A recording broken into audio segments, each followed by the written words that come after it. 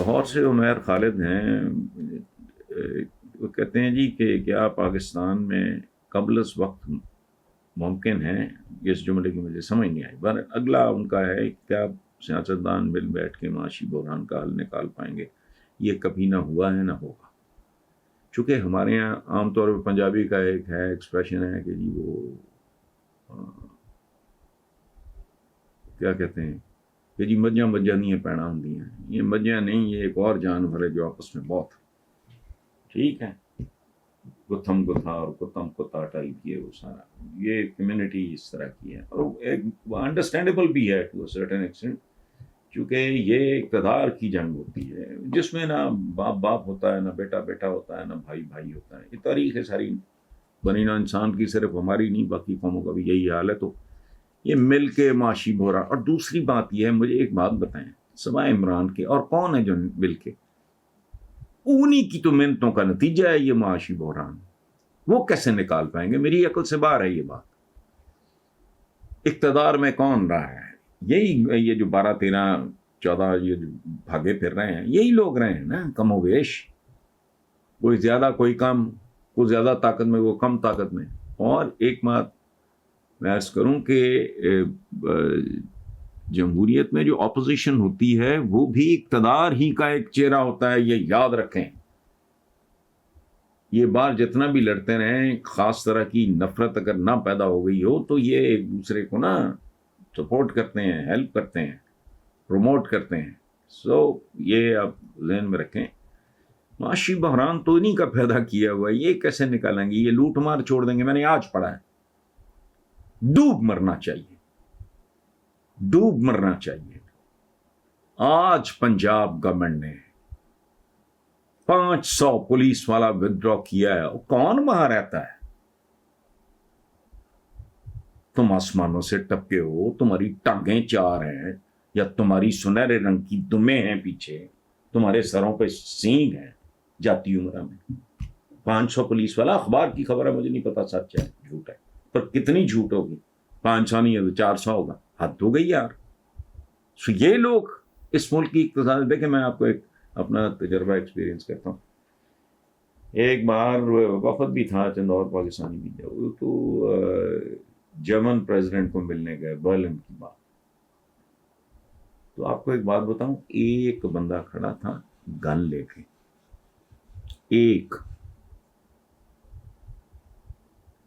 اور میں نے بعد میں پوچھا تو پتا چلا وہ گن آپریشنل نہیں تھی، سیریمونیل تھی، اور وہ گن تھی جو جرمنی میں فرسٹ ورلڈ وار کے درمیان استعمال ہوئی تھی۔ ان کے پریزیڈنٹ صاحب، سادہ سا معاملہ تھا، پیچھے ایک شیشہ تھا، شیشے کے پیچھے ایک لان تھا درمیانہ سا، اس کے درمیان ایک چھوٹا سا پونڈ تھا، اور عیاشی کی انتہا یہ تھی کہ وہاں کو 4 کے قریب سوانس، 2 کالے تھے، بگلے بڑے نہیں ہوتے اس کو پتہ نہیں کیا کہتے ہیں، وہ پھر رہے تھے، 2 کالے 2 سفید، 2 بسکٹ انہوں نے منہ پہ مارے، چائے پلائی تو فارغ۔ یہ کیا کرتے ہیں؟ یہ تو لگتا ہے کوئی بھوک ان کے اندر ہے، کوئی مطلب جیسے کوئی 500,000 سال سے جس نے بطور کمی جبر کاٹا ہو، بھوک دیکھی ہو، ان کے نہ پیٹ بھرتے ہیں، نہ ان کی نیت بھرتی ہے، نہ ان کا پروٹوکول کا شوق پورا ہوتا ہے۔ تو یہ کیا، اس لیے آپ یہ کہنا ہے کہ معاشی بحران نہیں، یہ چھوٹی چھوٹی سمبولک باتیں ہوتی ہیں۔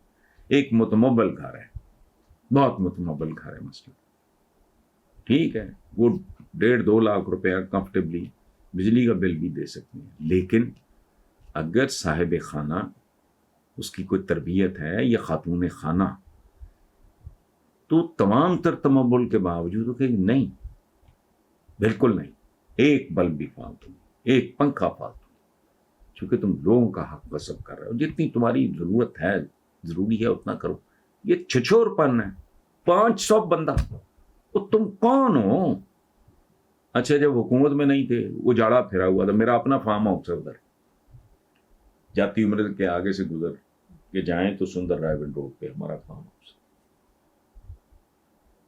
مطلب الو